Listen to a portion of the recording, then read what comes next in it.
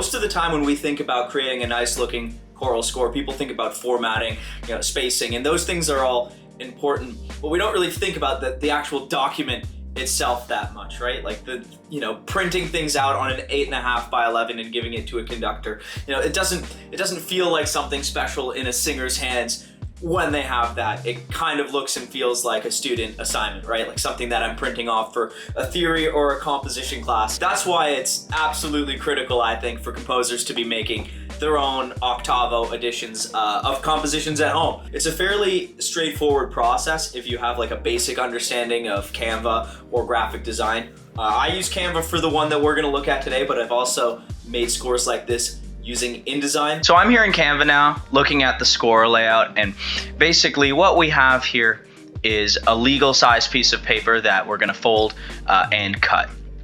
So this page right here is going to be like the outside cover on the front, and this page here is going to be the outside cover on the back, and then I'll cut along this line and fold along this line.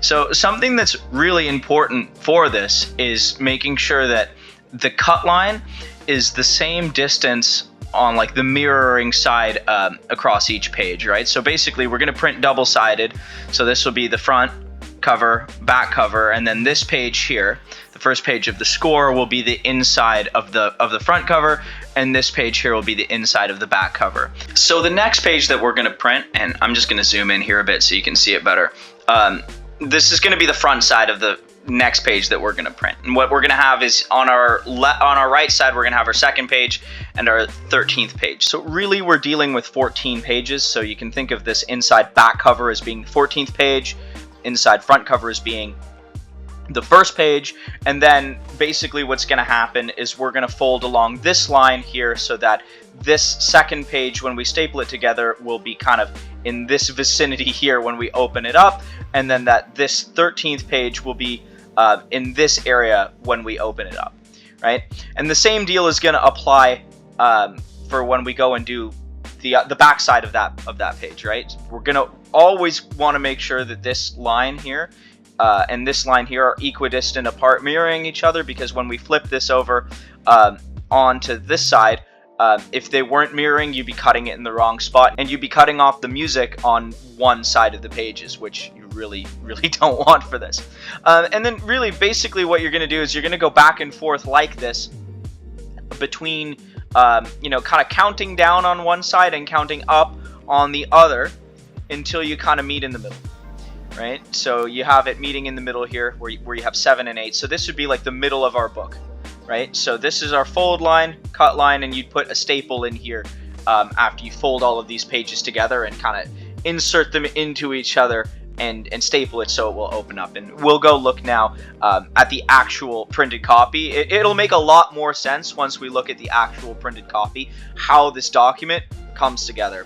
So we've got our first page here, and we'll break down on the page what we just talked about in Canva, with the flip and where that cut needs to go, right? So we've got our title page on the right half, and then our line indicating where the fold went, and then on our back is just blank. And you can see here that we've had the cut happen on the far right side of it. Then on the other side, we've got our first page of the score on the inside cover, and then on the inside back cover, it's just blank. And then you can also see that on the far left side, where we put that line in Canva, that's where the cut happened, right? So if we had to put it on the right, you would have ended up cutting off, part of this page. So that's why it's really important that if you're doing cuts, you get it lined up like that. Our second page fits in like this, but when we break that page out, you've got your second page here, fold cuts like we did before, and the 13th page on the other side, so that your second page is fitting in with your first one.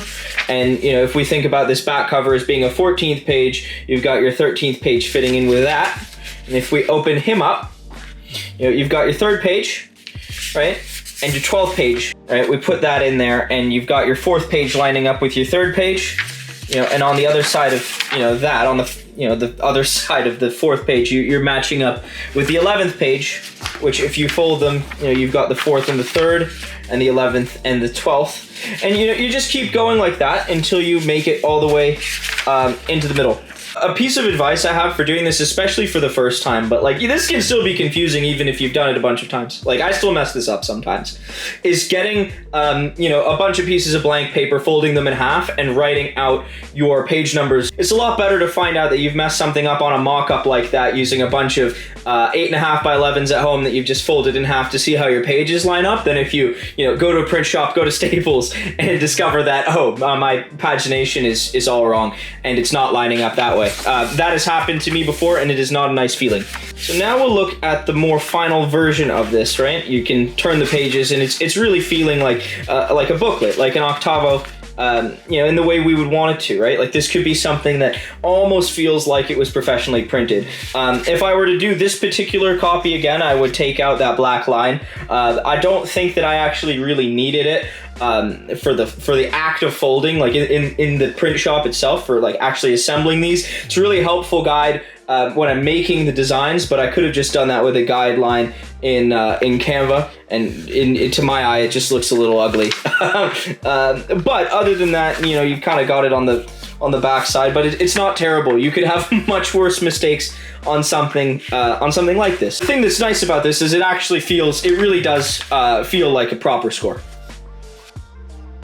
So why would you go through the hassle of doing this? It is an extra step. It's something that you can easily mess up the first time. I've thrown out lots of copies doing this process, but I think it's worthwhile, especially if you're giving the score to singers. My experience has been that you get like a better first impression when you give something like this to a conductor or to singers, right? They go in thinking, man, this looks professional, and might have a more open mind or be more receptive to the art that you're creating. The other thing that I think about with this, sort of more broadly, more philosophically than just thinking about how is this going to feel in a singer's hands, is that, this is part of the art, right? This is part of the art. We're creating something physical, which I don't think musicians think about enough, especially not composers, but I think it's important, right? If I go and create a piece, if I took this piece and kept it on Sibelius and emailed it as a PDF to someone, that's not a real physical thing. You can look at it, you can analyze it, you can get an idea, but you can't feel it. It's a really satisfying thing to have, a library of